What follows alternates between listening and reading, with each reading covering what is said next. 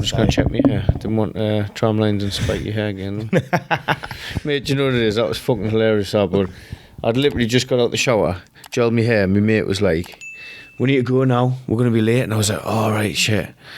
And I was looking back on the pictures, I was like, oh, I do look like a 10-year-old with spiky hair. Which part was this at? Was this at the fight or the... this was the press conference bit. It was quite funny. It was a funny build-up, man. Yeah, it was all right, man, wasn't it? Yeah, it was good for much respect in the ring, though. Yeah, definitely, man. I've got a lot of respect from him now, man. He's a good boxer. But look what I've done to him. You know what I mean? Yeah, but that's what I was saying. I don't. I'll intro it anyway, and we'll speak about it. We'll go on to that first. Yeah, sound, bro. It's Diaz from the Curious VG, and obviously we're in the north this week, and I had to pull by. I had to get the king of the north down here, Matt McCallum. Matt, thank you for joining me. Thank you very much. Obviously, a warrior in the ring. I did just want to say, obviously, I've said it to you before, but when I first asked everyone for the interviews, the top tier, you were the only one that responded to me. Yeah. And obviously, when I'd done the little interview with you, I thought you were a really nice guy. I thought you had really interesting perspective on boxing, on life, on training. So I'm just glad you sit down, do a podcast with me, and have some fun. Yeah, no, I appreciate that. I do. It was good to meet you, and it was a brilliant event, wasn't it? The whole build up, everything, and then obviously the fight was fantastic. Did the event exceed expectation? It did. Yeah, I went to the previous one. My teammate was boxing on it. It was brilliant, but to be part of it was just fantastic. Main event, live on Sky. That's everything.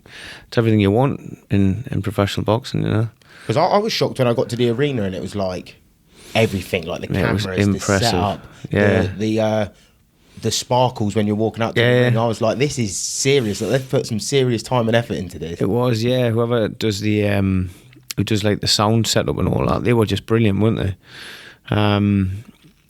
It was just fantastic, amazing show to be part of, and hopefully next year I'll be part of many more.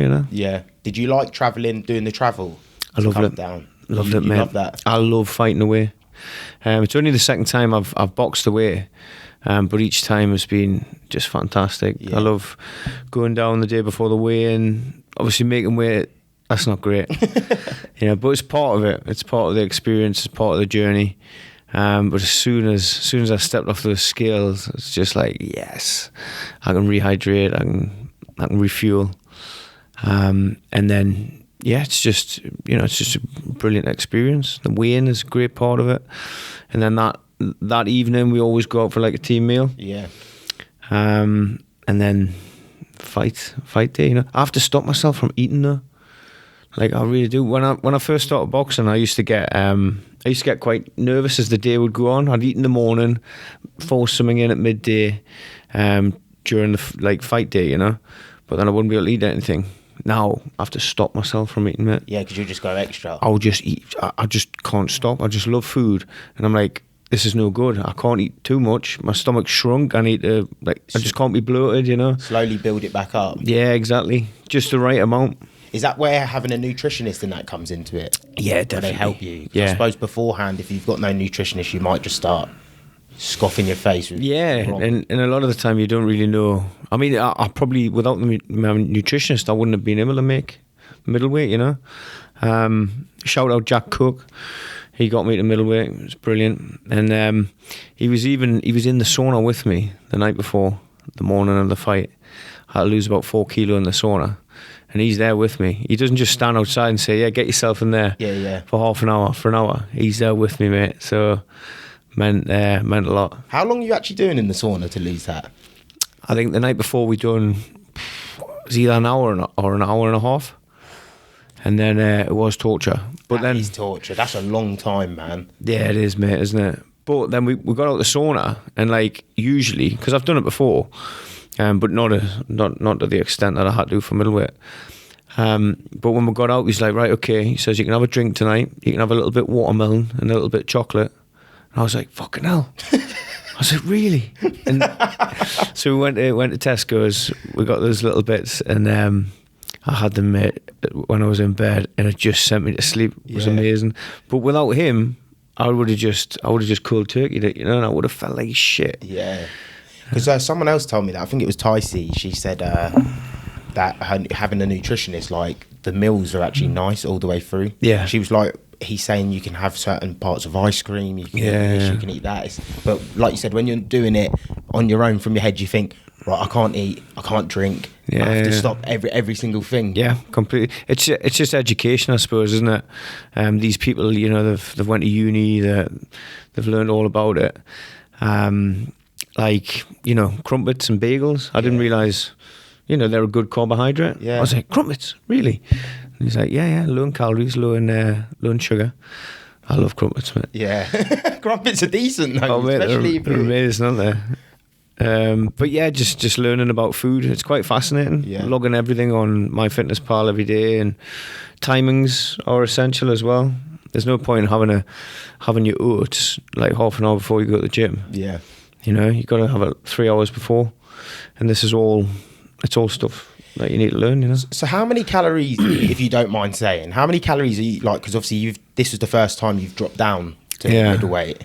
How many calories was you actually consuming, like on a regular day when you're in training camp? What was the calories like? So it varies. We had, when I first started working with Jack, we only had 6 weeks before the fight. Yeah. And he was like, look, it's not a lot of time. We're going to have to be pretty, have to do a pretty sort of strict nutrition plan. Losing about 1 kilo a week. On a low day might be, I don't know, might be like 1,500 calories. 1,500 and but I might not have been training that day. Okay. So then we'll drop the carbohydrates down. Yeah. Moderate day is probably about 1,800. And then a high day, say like a day when I'm sparring, is more like 2,400. That's all right. That's not bad. Yeah, mate, and that's actually quite a lot of food. Yeah. Throughout the day. And you drop the protein down a bit, you sort of tweak it. Maybe it's 130 grams of protein on a high day, but usually about 160 on the other days. Yeah. There's a real science to it, but like, I find it fascinating. Yeah. Did you feel good at that weight? Because I did. The day of the weigh-in I seen you, obviously everyone looked drained at the weigh-in. Yeah. But the next day you looked big. Yeah. I think everyone was like, yeah, he looks big at this weight. Yeah. I think I was so weighed in 72.2 kilos. I was 159 pounds, and the next day I weighed myself before I went to the you weigh yourself in the morning, so I weighed myself in the morning, and I was like 77 point something, maybe it's nearly 78 kilo. Yeah. So it's a lot in it, but that wasn't like I felt great, you know. That was just rehydrating, good bit of food, but I felt fantastic. Felt really strong. I was punching hard. You know, you see my engine. I could have done 15 rounds that night. Yeah. Whereas Jordan, you know, that was his first 10 rounder. When I connected with him, mate, I hurt him, and that obviously all takes it out of you, you know. But you showed he had a great chin. Yeah. You know, especially that first round, double left hook. Yeah, you caught him clean. I thought he was gone, mate. Because I couldn't actually see where I was first sitting. I couldn't see it. And I just heard the whole crowd just stop. Yeah. Just stop, like nothing. And then I was like, oh, he must have got clogged. So we'll talk about the actual fight. Yeah. How do you think it went for you? Obviously, I think it was a brilliant fight. I think your stock didn't go down at all. I think I said it to you as well. Yeah. But how do you think the fight actually went for you? Generally, it was very close. I felt I won the fight. I'd done enough to win it. I hit him with the cleaner shots. I hurt him. I was more aggressive. At times I felt like I was throwing him about the ring. But I watched it back and it was close. Yeah. It was really close. I even had it as a draw, but then I give it to myself because of everything I've just spoke about. You know, he hit his low a few times. I don't blame him for that. I blame the ref for not taking the point off, you know. But listen, it was an amazing fight, and credit to him. You know, I hope he does. I hope he pushes on, does well. So what do you want next? Is this a weight class you want to stay at? Yeah, definitely. So I'm boxing 4 weeks today, against Daryl Sharp. So that's the same day weigh-in, just to get us back in. You know, I'm not taking him lightly, but I'll beat him, get a win, and then Christmas boxing here at the Hilton. Yeah. And that'll be at middleweight. Yeah. Trying to get an area title. There's not a lot of lads up here, but I'm trying to push for an area title at middleweight. I've given a couple of names to my team, see if we can make it happen. And then next year, mate, I want to push on for English title eliminators again, some sort of title. I only want to be in big fights. Yeah, your division is a stacked division as well. Yeah, it's a stacked division, especially down south. Yeah. Obviously, Brad Pauls is fighting tomorrow for the English title. You got Tyler Denny. Yeah. Linus, Conway. Yeah, some seriously good kids, isn't there?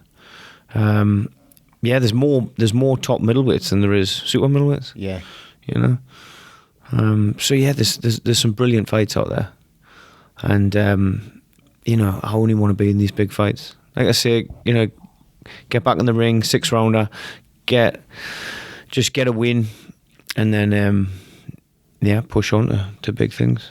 So how did you actually get started with boxing? Like, where did your journey start? I didn't start boxing till I was 25. 25.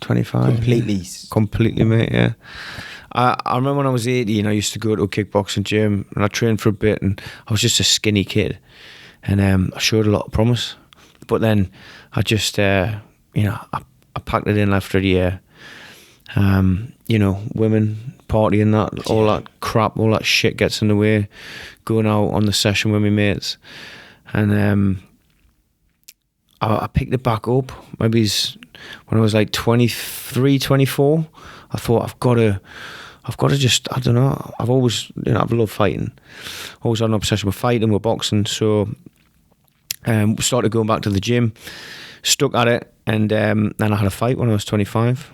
That was on the unlicensed scene. Yeah. Had 14 unlicensed fights, won them all, 12 stoppages. And the last kid I was boxing, he's meant to be the best kid in the Northeast. He was going to turn pro after he smashed me, and I knocked him out in the second round. Yeah. Honestly, mate, it was brilliant. Out cold, and I thought, well, if he was going to turn pro, I'm going to give it a go. And went to MTK at Felling there at Gateshead with the top coach Gary Barr, and just stuck with it. Turned pro. Took me a while to get my license, and then I had my debut February 2020, and then a week after we went into lockdown. Yeah.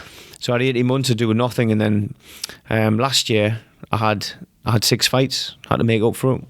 Won the non-era title, and then sort of we're here. That's what now. So, like, the unlicensed scene for you was basically the amateurs. Yeah, it was pretty much your amateur. So you didn't have a big amateur background at all. No, never had any amateur fights. And you look good in there. Yeah, like, you wouldn't be able to tell. Yeah, like I thought. No, he's been boxing for. I remember you said to me you hadn't, but I was thinking at least 20s, or maybe you had big amateurs, then stopped, then went pro. I wasn't sure. Yeah, no, nothing like that. Like I say, 14 unlicensed fights. But I remember like my first ever fight, like my fight camp. I think I had 6 or 7 weeks like without drinking. Yeah, and like that to me at that time was massive, because pretty much every weekend since I started drinking as a kid, I'd been out partying like every weekend. So to have 6-7 weeks off, I thought, Jesus, I've actually committed to something. I've done really well. Won the fight, stopped the kid in the second round, and I thought, right, I'm gonna take this deadly serious. One fight at a time. But I feel like I've always trained as a professional. Yeah, I've took it deadly serious. Obviously, it's been refined, and I've got better and better, and better at making the weight, better at being a boxer, better at my boxing skills. So yeah, I knew when I was gonna turn pro, I knew I was gonna give it everything. So you're the definition of hard work. You're the definition of hard work beats talent. 100%, yeah. And luckily, you've got to be born with a couple of things. Yeah. Chin. Yeah. And you've got to have that fire in your belly. Yeah. That heart. If I say this to people in the gym, I say, if I can pass on anything, right? Because obviously there's better fighters out there than me, people with more skill, whatever, go a lot further. But if I can pass on anything, it's my mentality. Like I started late, but look at how far I've got in such a short space of time, from no amateur background. And like everyone looks at these glittering amateur kids and going to the Olympics and stuff like that, which is amazing, and like it really is, credit to them. But you don't, as long as you've got those key ingredients, that's not the be all and end all. Yeah. Yeah, more. But I feel like you're seeing it with a lot more people. Yeah. That come out, like for instance, Linus. He never he didn't go Team GB. He did have quite a lot of amateur fights, Yeah. but he never really done as good as an amateur. But he's a brilliant. He's a 19-1 Yeah, pro. yeah. So Yeah, he's top kid, isn't he? yeah, and that's why people shouldn't probably, like, a lot of people, like you said, they probably wouldn't get to Team GB and then maybe just go, well, I might not get here and I might not get there, sort of thing. Yeah, I mean, with your the amateurs and certainly, like, you know, getting on the Olympic squad now, I mean, that is the best thing you can ever do. It really is, and it's amazing, you know. But if you do that, you're getting, you know, there's the top promoters lining up to sign you, and like all those fighters have earned that without a doubt, you know. Like all the Berkeley lads, you know, Cyrus, he's with Matchroom, Mark Dickinson's with Matchroom. They've had glittering amateur careers, and they 100% they deserve that. I knew that was never going to come for me. I would have to come up a different way, you know. And I feel like I'm starting to make enough noise now where, you know, people are taking a bit notice, you know. So gonna have a good crack at it. Was you a really hard trainer even before boxing? Say if you were just in the gym training or going for long runs, would you be like a mentality monster already in the gym? Maybe it's not with training. I used to lift weights and shit, you know. But there's certain things I've done when I've just had this bulletproof mindset and I've got to it, you know. But boxing's really given me focus, and it's just completely changed me as a person, you know. It just gives me that drive to not just want to train hard, but just to, like, you know, better yourself in life as much as you can, you know. Would you? Well, so I'm guessing you'd say it's changed your whole life then. Completely. Yeah, completely. And I used to be, you know, like, not a very serious person. I'd be like, all right, you know, put a joke out, you know, I'd be like the clown of the class and all that. Now I feel like I'm a very serious person. Yeah. Sometimes too serious. Full circle. Yeah, man. And sometimes I'm like, shit, I can't 100% forget who I was, can I?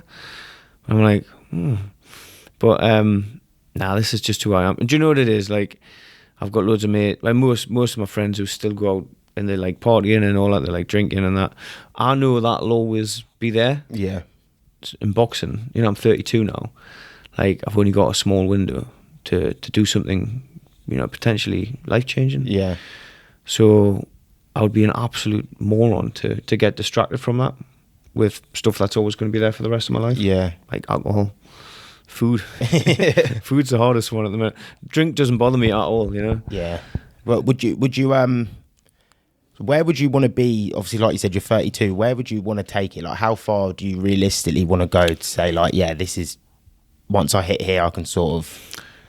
Mate, to win that English title would be more than anything I could, you know, I'd ever dreamt of. And then the British title would just be phenomenal. But, you know, you win something like that, then, like, there's so much more opportunity that will come with it. And, like, I know when I'm like, I'll just not be able to say no. So... It's a I don't know how long's a piece of string, you know. Yeah. But I've set a bit of a window, you know. Like, my boxing license runs out in April next year, and if I'm not in that position where I want to be, I might not continue it. Yeah. You know, because it's a lot. You know, it's a lot of money. First of all, just getting your license, and there's a lot of stress and stuff. Like, you know, that comes with boxing daily. So we'll see. We'll reevaluate, reassess it next year. But I've got some big goals and aspirations. Let's try and make them happen. I keep saying this to my team. You know, they've been brilliant so far, absolutely brilliant. Johnny Clark, you know, he's a good bloke down there. Yeah. Down in Brentwood, we're top tier. I'm sure he'd love to have me back on the show after that last fight. You know? Yeah, 100%. Yeah. So if we can get next year, if we can get a sort of a big fight on his show, another type of title fight, mate, I'm there, you know, and I'll be taking that as far as I can. Yeah. Is York Hall somewhere you'd want to box? Yeah, definitely. Yeah. I went there last Saturday, first time, and it was brilliant, mate. You know, it was just a sort of small little show. It was great. I took Buddy McGirt there. Yeah. He's in London training Dan Aziz. And I've got a bit pally with him because when I was sparring Callum Smith last year. So I messaged him last week. I said, I'm in London this weekend. Do you want to come to the York Hall? He was like, yeah, sure, man.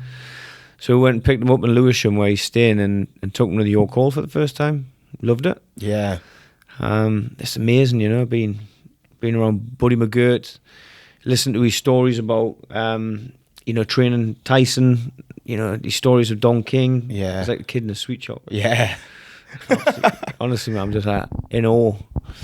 Because he's done it all, hasn't he? And he's a Hall of Fame boxer and he's a Hall of Fame coach now. But yeah, so that was at the York Hall. I would love to fight there. I think maybe it's, early next year if we can make it happen. Yeah, because for boxers especially, they always say it's iconic. Yeah. Like, because when I was doing some filming for Frankie and he looked up at the ceiling, he goes, like, even the ceilings, like, it's an iconic ceiling. I'd never noticed it, but then I don't box. So for boxers, it's kind of like a small coliseum. Yeah. Especially if you're at the top and you're looking down. Like, it's a very good venue. It's a very small venue. In the changing rooms and stuff like that. I imagine it could be when it's absolutely, fully packed. It could be quite intimidating, Yeah. If there's intimidating, is that the right word? But you can imagine when it's absolutely rammed, people sort of, on the balcony bits and stuff. The atmosphere would be phenomenal. Yeah. I would thrive off that. I love it. I love, I only sold, because obviously, it's hard for me up in the northeast, selling a load of tickets down in Essex. So I only sold, 20, 30 tickets. Whereas Reynolds sold, I don't know, 200-300 or something. Yeah, something like that, yeah. But mate, that does not bother me at all. Coming out with all those boos and that, I love it. I thrive off it. I take energy from it, Yeah. So, yeah. Wherever it is, you're an atmosphere man. I love you it, love the atmosphere. I absolutely love it. Like when you go to a football cameras game and you hear like the crowd going and stuff like that. Is that what gets you? 100%. Yeah. That energy in that crowd, a packed arena, whether they're with you or not. Because at the end, no matter what, I'll have earned their respect. Yeah. And they'll be cheering me. Is boxing something you do full time now? Do you still have to work or anything like that? Yeah, or are you just full time in luckily boxing? I've got my own business, Yeah. so I'm quite flexible with that. It's me and my business partner, and he's brilliant. He's understanding, and I've got lads that work for me, so it gives me a lot of time to prioritise boxing. As long as everything's been taken care of with the business. So I box. I would say I box full time. Yeah. I train every day. I live and breathe this now. Yeah, because obviously when you first had the come up, you had 2 losses last year, or was it this year? So last December, lost Boris Crichton. That was here, and then I lost in June. Yeah, to Adam Heppel, who's he's now Northern Area champion. Yeah. So what made you sort of brush it off and carry on? Like, what was the mindset like then? Because obviously you're saying you started late. Yeah. That could have been an indication, say, oh, maybe I'm not at this level, or maybe I'm not at that level. What made you keep focused and stick with it? I suppose it's that I don't give a fuck attitude, You've got to have that, You've got to be borderline insane. I don't want to do this sport, So I'm definitely a bit tapped in the head.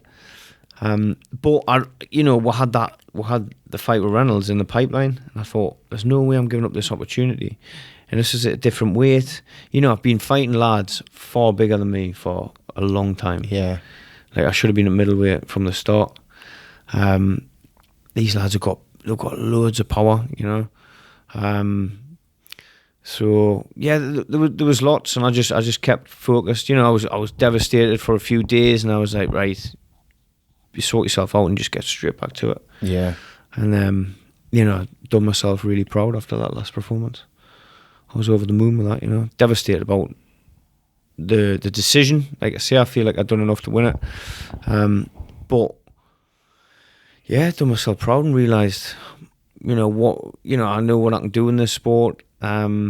Given those opportunities, Yeah, like I was saying, I don't think your stock. I think your stock rose, if anything. Yeah. Because Jordan's a big name. Was Jordan a big name when you got offered the fight? Did you know about him? Did you know who he was? Yeah, I'd certainly heard his name, and he's good mates with Lawsy. So I know that he's sort of been up here a bit, and I've seen like on social media he's been at other gyms over the years, but I hadn't seen his amateur record or not. I just heard he was a really good amateur, you know, very decorated. So I knew I was going to be in with a serious operator, you know. But look at what I've done. You know, I was very happy with that. I just wish I got him out there. Did you? Is there any regrets for the fight when you're in there, when you look back and you watch it? Yeah, there's a couple of times when I saw I had him hurt and I didn't go for the kill. I stepped off a bit.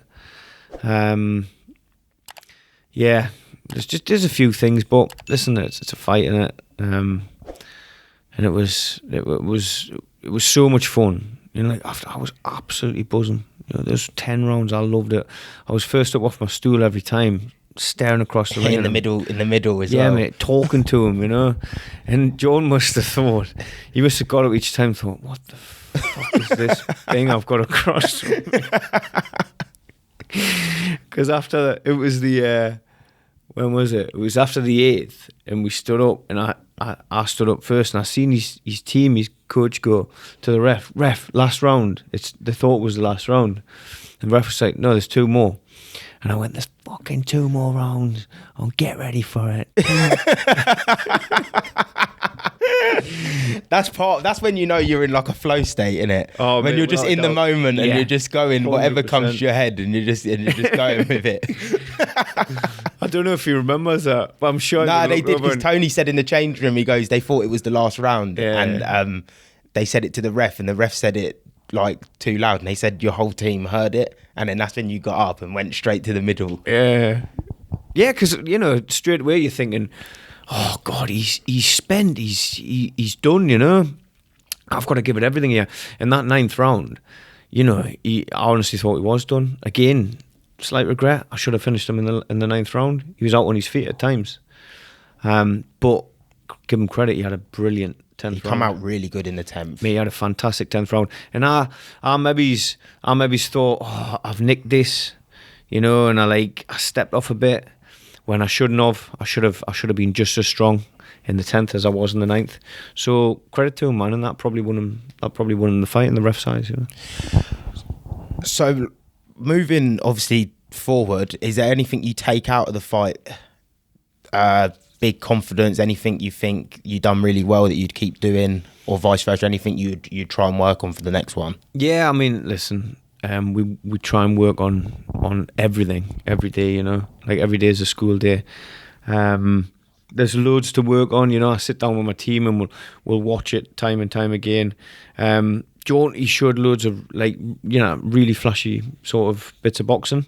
There was a couple of times when, you know, he caught us a double backhand, which is normally the shot I throw, which is like really unorthodox and no one's expecting it. And so he was throwing that, and my head, because I was going back, my head was going back, you know. And that the ref's looking at that, and you know, he's scoring that. It's really eye catching, isn't it? Yeah.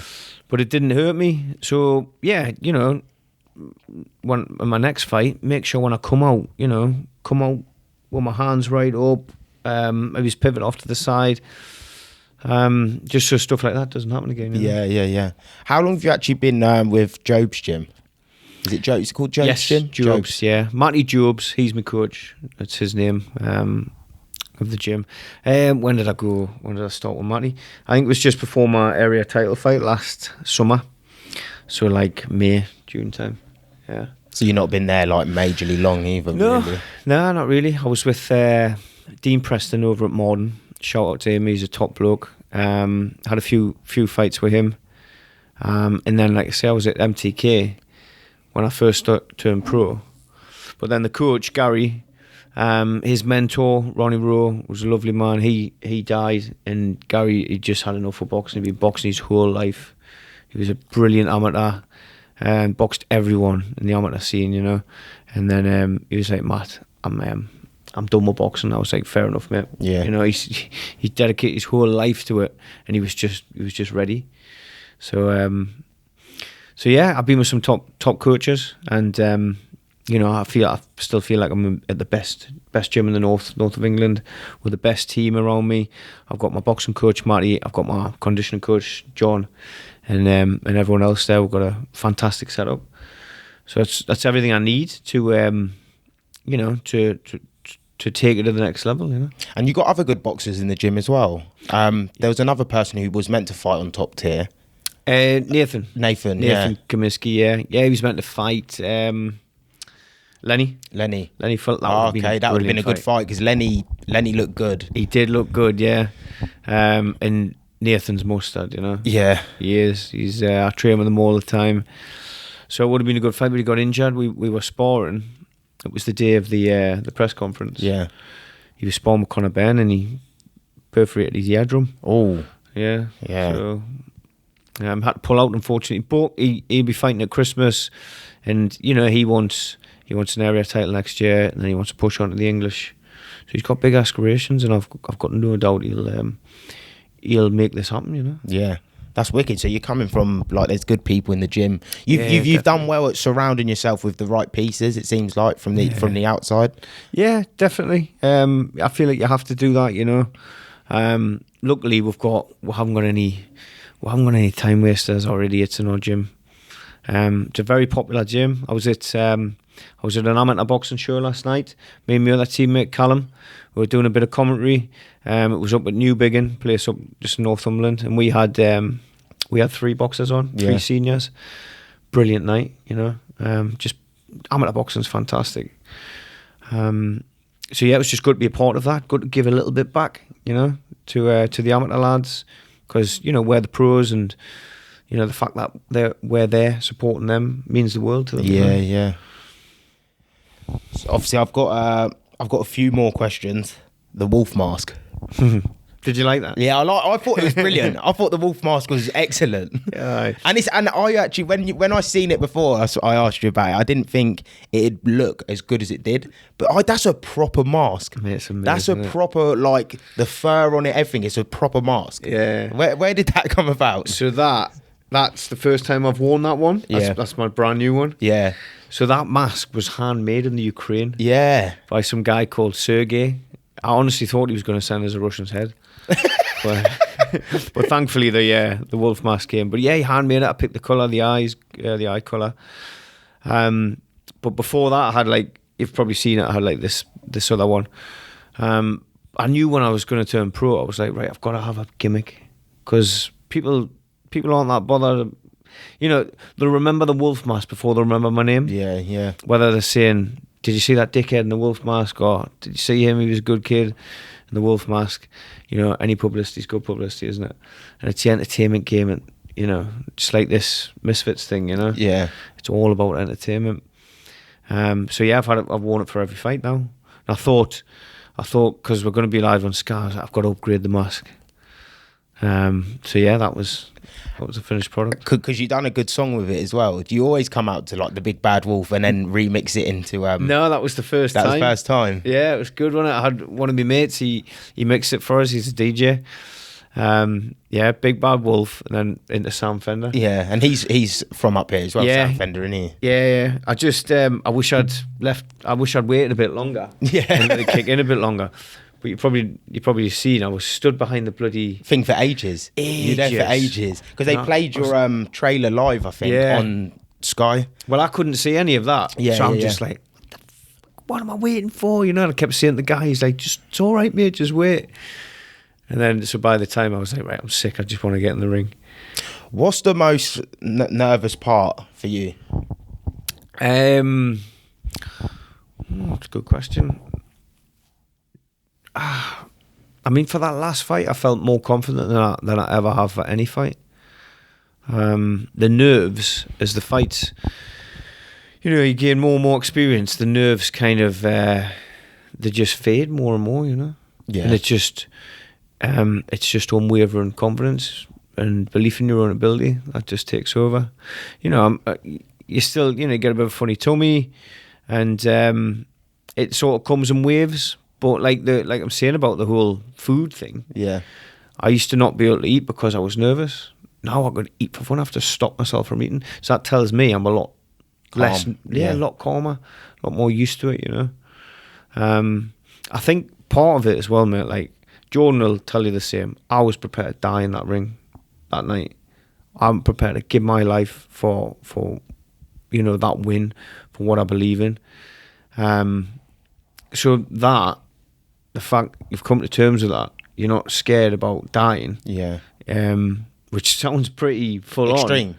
Yeah, it does, doesn't it? To like a normal person, that's like the extreme of the extreme. Yeah, it really is, isn't it? But I think that has a hell of a lot to do with those nerves. Yeah. Settling. To actually calm yourself. Yeah, because I'm just like, this is the ultimate. I was like, that man, he's going to try and kill me.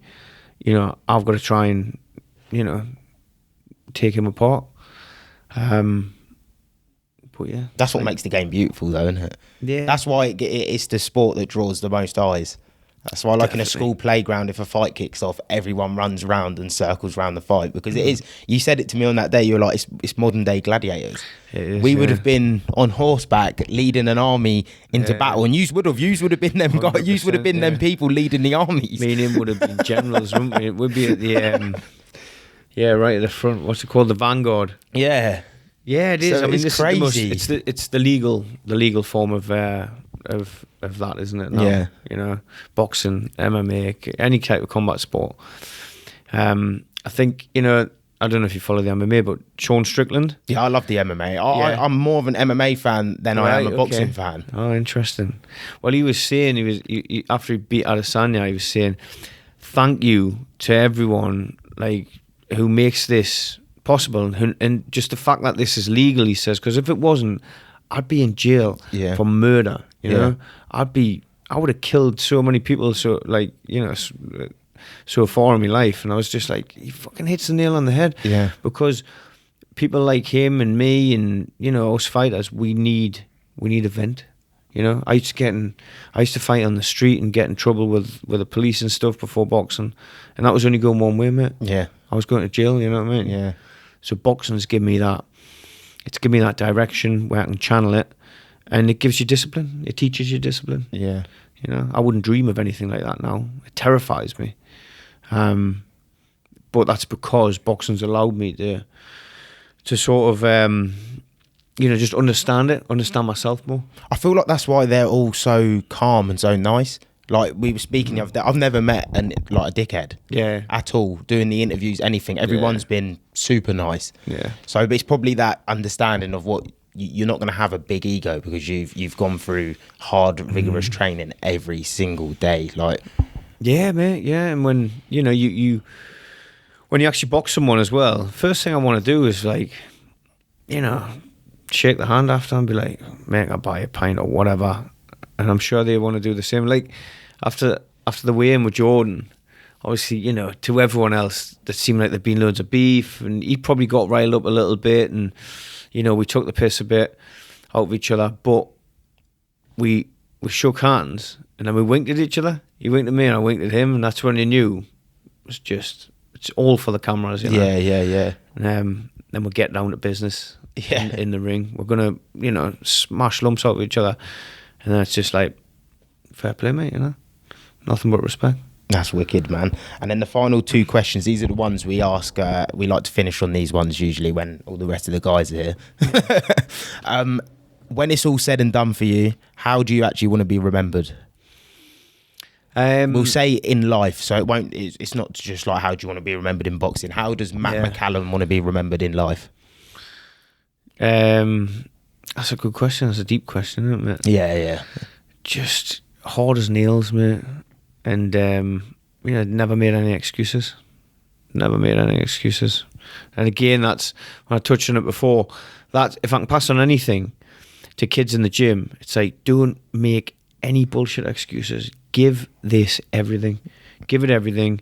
And, you know, if you start lying, you're only lying to yourself. You know, if you start making excuses, can't train, can't do this, or can't fight him, you know, just, you want to be managed properly, but just give it everything, you know. Yeah. Don't cut any corners, because so many people do, you know. That's wicked. That makes sense. Yeah, no, perfect sense. It's brilliant as well. Because it reminds me, we were interviewing a coach the other day, and he was saying, there was a Muay Thai coach, and they do 100 kicks at the end, 50 right, 50 left. And he said one of his trainers was in camp, his fighters was in camp, and he was like, oh, but I've only had 700 calories today and that. And he goes, well, you better call your fucking nutritionist, because I want my fucking 100 kicks and I want them now. So it just reminded me of that. Yeah, well, that's exactly what that is, though, isn't it? That's that sort of weakness creeping into his mind, isn't it? Instead of, fuck it, I've had 700 calories, Yeah. I'm still going to show this man I can, Yeah. you know, I can smash fuck out that, or even if I feel weak and depleted, I'm going to pass out, I'm still going to give him his kicks. Yeah.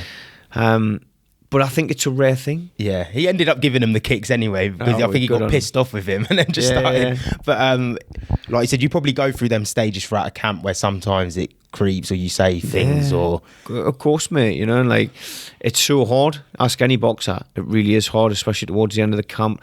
You know, when you're always in a calorie deficit, but you're up in the training and you're sparring, but you're watching what you're eating and you're always conscious of the weight. It's a real mental battle. And you just, you know, you're covered in injuries all over, you know, elbows, you know, wrists, whatever, nose, usually broken nose. Yeah. So it gets hard. It gets really hard, and there's a lot of times you're like, do I want this? Do I want this? And you have to prove to yourself, yeah, I do want it, because, you know, like I say, I feel like, you know, I've got a short window to do something amazing here. Why would I want to give up that opportunity? Because I've got the rest of my life to do whatever else I want. Yeah. Give boxing absolutely everything when you can.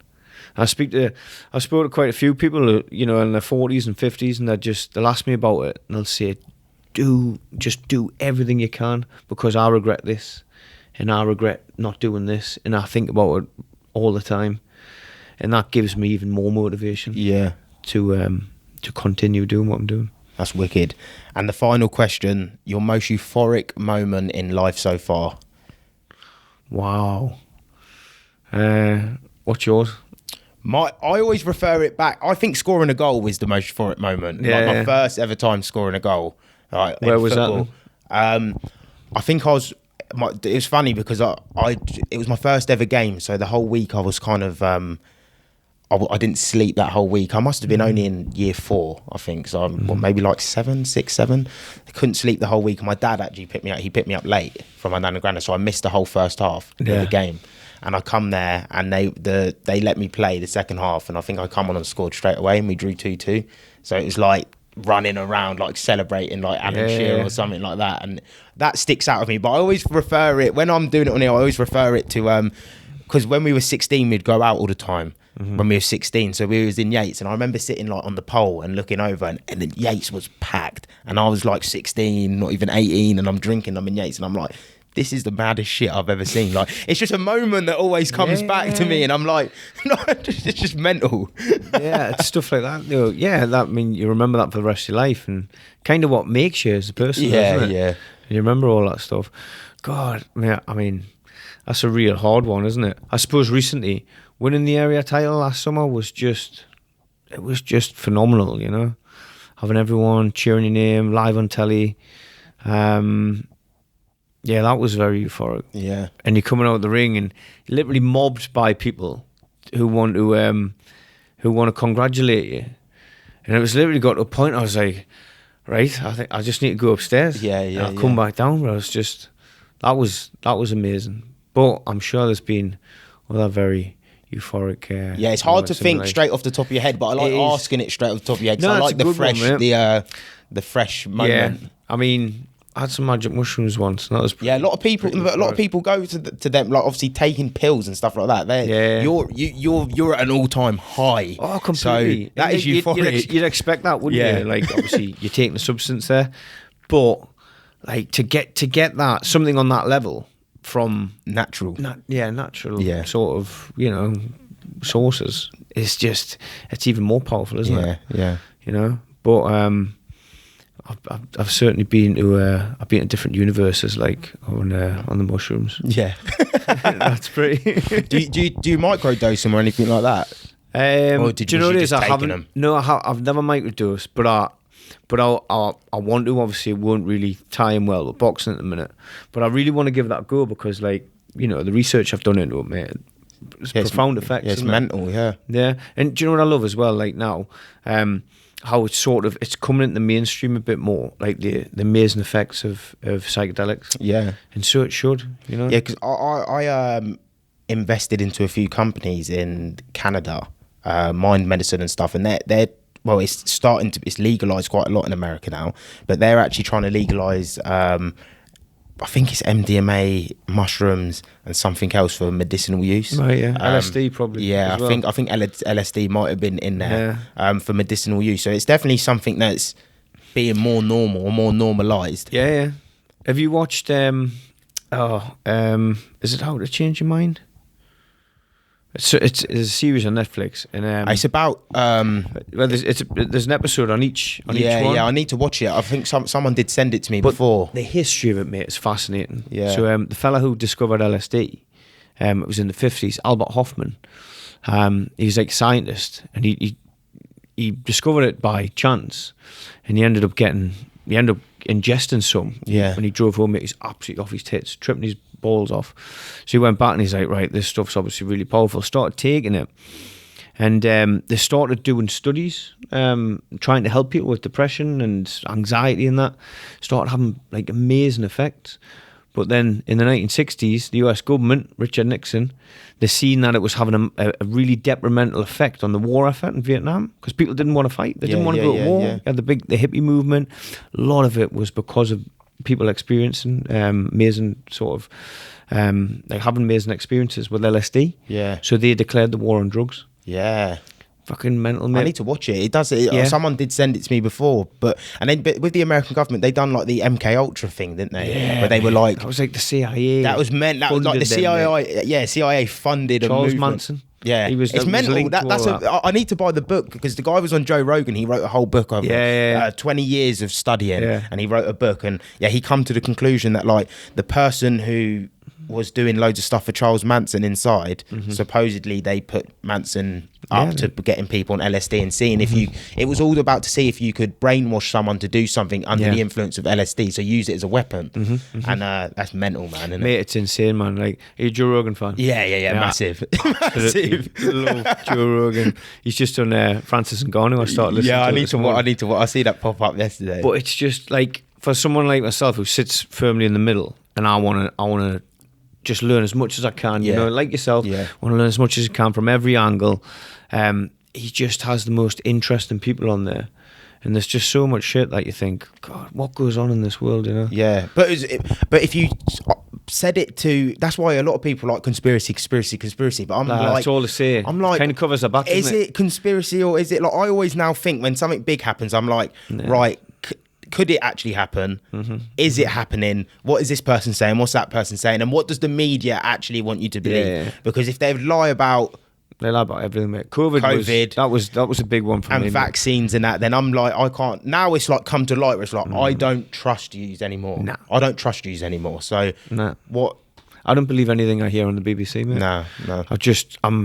I'm so skeptical, and I'm sure a lot of the stuff they're telling is just factual news, you know. But I'm just like, nah, don't trust them. Yeah. Don't trust the I government. don't blame the people presenting it, because obviously they just get the information and look at it and read it out. And when you speak to 90% of people and you say something, they normally don't even know that what they're being told. They're just like, the BBC said it. Like they don't even just second sheep. Think anything. So Absolute it's sheep, mate. like the Brainwash. Russell Brand thing. Obviously, I've done a little bit of research into it. I haven't gone too far, but like even that discussion, the Russell Brand, everyone's like, oh, he's done this, he's done that. It's like, well, he hasn't actually been convicted of anything. this is what I'm saying. Let's take a minute. Yeah. Let's breathe, and let's say he's going against the government heavy at the minute. Yeah. And everyone, Julian Assange, Andrew Tate, Russell Brand, everyone who goes against the government heavy normally gets an allegation of these similar allegations. So let's relax. Because they've got such a platform, haven't they? You know, they've got a lot of influence.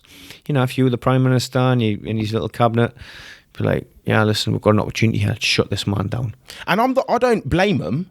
Well, I do blame them, but I sort of think that they ultimately control the world, and now they have that control. They don't really want to give it up. They don't want free thinkers. They don't really want. They want system workers. They want people in a line and thinking. So I can understand why they do it. It just annoys me when people are not open to. Yeah, it's like no, that's a conspiracy. It's like no, is it? That is the vast majority of people, mate. Yeah, and I laugh at it now, and I'm just like, it sounds very conspiracy-esque, and I'm just like, mate, you're a sheep. Yeah, and that's a great way to combat them.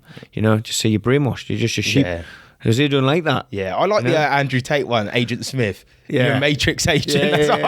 That's what I say to people. I go, you're a Matrix agent. Yeah. They're like, I've never even seen the Matrix. I'm like, yeah, you need to watch it. He speaks a lot of sense, mate. He does. Yeah, he's from Luton as well. Yeah, yeah. He speaks a lot of sense. Piers Morgan. At the minute, I'm not going to say I'm a fan of Piers Morgan. I'm starting to like him though, more. Do you know what it is? He's like, I agree with a lot of the stuff he says. Yeah. So I'm like, do I like him now? Maybe I do. But even if me and you sat here and we put all our thoughts and opinions on the table, we wouldn't agree 100% on everything we think and believe. So you're never going to be 100% with someone. Yeah, but that's why I feel like if you can filter information, obviously I know you can because you listen to the Joe Rogans, you're open-minded, then that's all you need to do. If I can filter 50% of the things you say and say, well, that other 50 doesn't work for me, but this 50% works for me, and I'll take them and implement into my own life, that's all you need, isn't it? Yeah, of course, man. And more people should be like that, but I feel like we're in we're the minority. Yeah, no, massively, massive minority. Yeah, because I think COVID proved this as well. People want to be told what to do. Yeah, they just want to be told what to do. Here's a problem. What's the solution? Government's given with the solution. Right? Okay, just do everything they say. Amount of people, family members as well, that were just like, yeah, you can't congregate in a group, you can't do this, can't do that, get your job. And I'm just like, fuck that shit, man. Yeah. I'm not having people tell me what to do. I want to just wait this out, whatever else it may be. Just right, okay, you've got the information, let's research it a bit, let's try and get as much information as we can ourselves before we start sticking stuff in our arms and making decisions. But yeah, because the combat everyone says to that is, but you take a malaria jab, you take yellow fever jab, but the difference is they've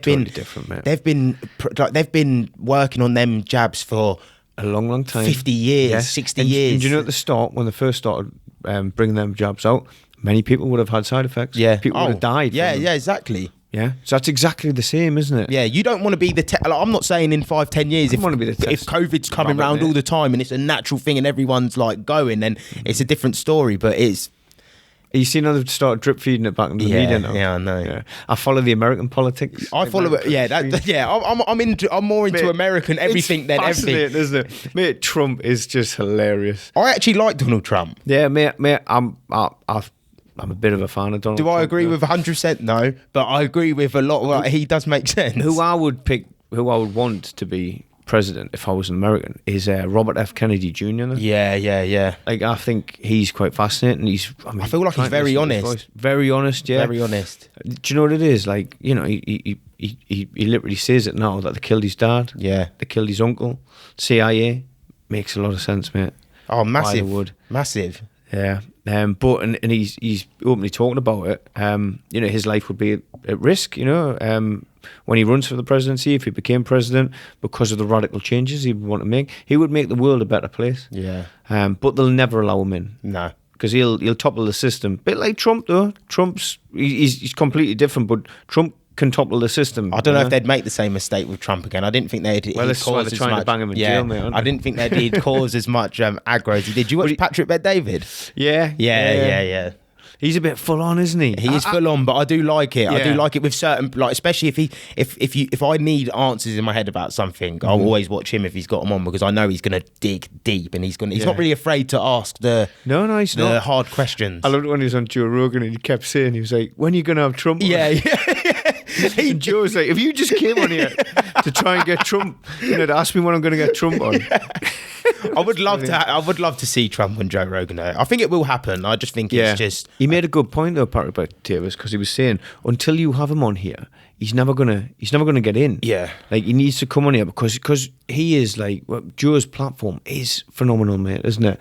And more of the people in the middle need to hear what Trump has to say, but I don't know if he would answer the questions that Joe's going to ask him and stuff. And it'd just be good to have Joe. Like Joe Rogan's, like you said, he is the a star. He's the elite of the elite. He really is. It would be good to have him on there and listen to it. I love how it was literally just him and his mates smoking a bit of weed, drinking a bit of whiskey, doing this podcast. Yeah, and it's became what it is. Never mental. Set out to. I'm sure it's influenced you. Yeah. Massively. Yeah. People like him. Patrick Bet-David, a lot of sport, but a lot of the podcasts I watch, they're all American. I don't watch any English podcasts, I don't think. Yeah. Everything I follow is normally American. I like American sports. I like American podcasts. A lot of them talk well, though, don't they? Like, what's that James English? I used to watch a bit of it, but... Yeah, I've never really got on... I watched his one with Andrew Tate. Yes. But I thought that was a really good one, but I've never really... Because I'm like... I didn't really want to hear about the people... going to prison or the people, but some people are really into it, so fair enough. But that's why I tried to get people like anyone doing something positive, anyone doing something good. I tried to get them people on and speak to them, no matter how many followers you got, how many. If I have a nice conversation with someone, I'm like, do you know what? I'd love to sit down with them and speak to them for an hour. Then that's what you said to me, man. I really appreciate that. And it spreads a positive message, doesn't it? To anyone watching this. Certainly with my story, you can start boxing late, and as long as you dedicate your life to it, you can go far. And as long as you're trying to spread positivity, like you say, anyone you have on, it's a good message to young kids who might be watching this.